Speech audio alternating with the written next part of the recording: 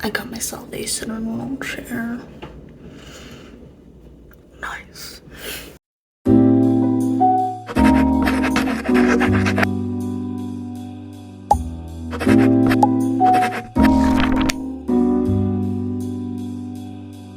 Hello everybody, my name is Alyssa Donis and I'll be talking to you about The Fox and the Hound.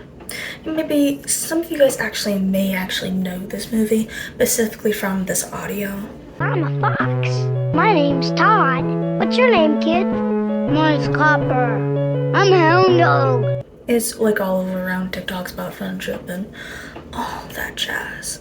This movie was made in 1981 by the great director that made Aristocats and Mary Poppins. He has made a bunch of other films too that you actually may know of, but here's some films that he also have made.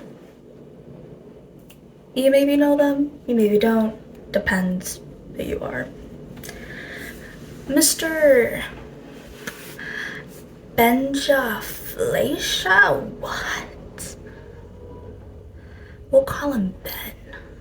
Just to let you know, I'm not a perfect person. It turns out that name is actually a picture production, not a director. I thought it was a director. I thought I saw director on there. It could be actually, but this is saying that it's just a picture movies. Yeah, my bad. But with every film, mostly old films like in the 50s and 60s, there's always like a hint of racism towards black people, Hispanics, and Asians. And so in this movie, I personally didn't really see them except our character Big Mama, which is actually a nickname that's mostly for black women in America that were slaves inside the house. Because I believe her name was Shirley Temple. These groups of movies had a lot of black characters, and for her time, I think it was like the 1920s or something, of all these movies coming out, it was actually very rare for the time to actually have black main characters and actually treat them with the respect that they deserve. And so the only bit of like racism or hint of microaggression is the owl Big Mama. Love her though. Love Big Mama. And also she was actually played by a black woman too. She has been in a couple of other films, which I actually do want to see. But anyway, I haven't seen this film ever since I was little, and I was like really little when I actually watched VHS tapes because of my grandmother's friend that gave them to my grandma. And so that's where I mostly watched Mary Poppins every time I go to my grandma's house. Love Mary Poppins, but we'll talk about that in a later video. But anyway, I haven't seen this ever since I was little, and the only thing that I actually remember was Copper and Todd almost killing each other. Which actually, my memory was right, and that actually did almost happen in the film. Well, it didn't almost happen, it did, of them actually going at each other. But anyway, the animation for this film, it does remind me of Bambi, and I'm not sure if he did work on Bambi. Mostly of the animation does remind me of Bambi, of that old-timey look of like a painting, but of course Bambi looked more like a painting though. Either which way, for me personally, it's still a good film. Mostly the morals of this film, of the friendship, of how you can still be friends even though you are on different paths. It shows little kids very greatly that it is a reality, and also even adults could watch this film and feel something towards it. I think that's what's so great about Fox and the Hound. It could also be an adult movie. I feel like this film, you can just easily rewatch this and still have so much emotion towards it. And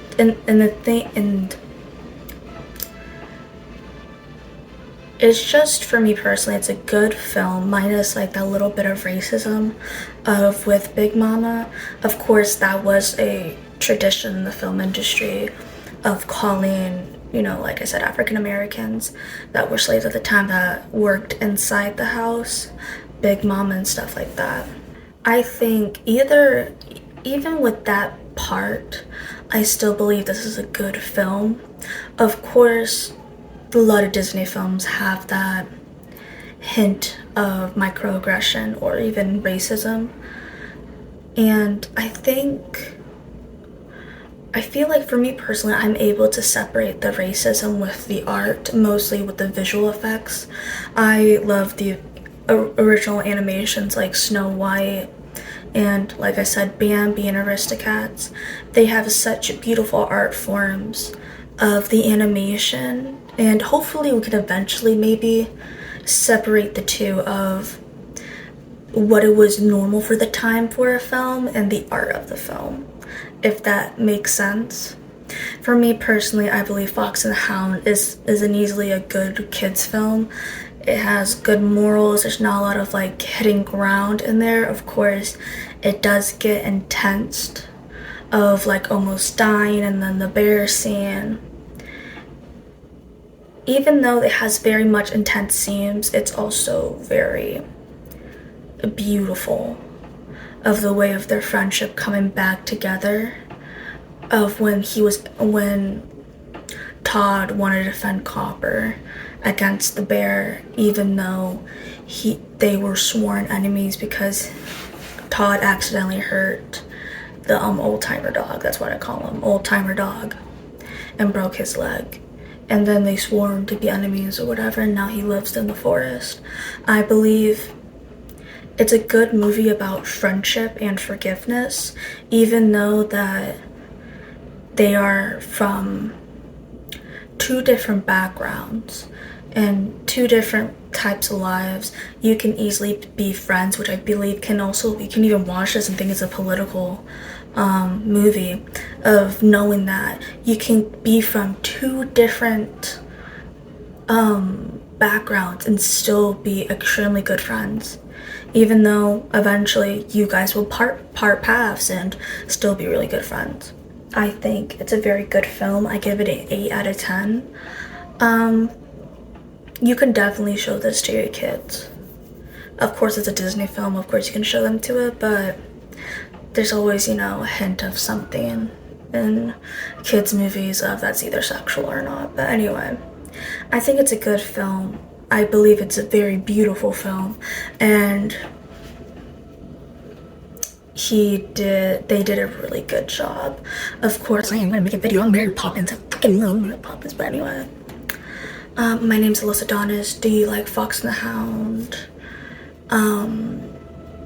You can give me your thoughts on the movie and thoughts of anything you like. I guess, I don't know. It's really dark out and I'm ready to go to bed. But anyway, my name's Alyssa Donis and good night. Bye.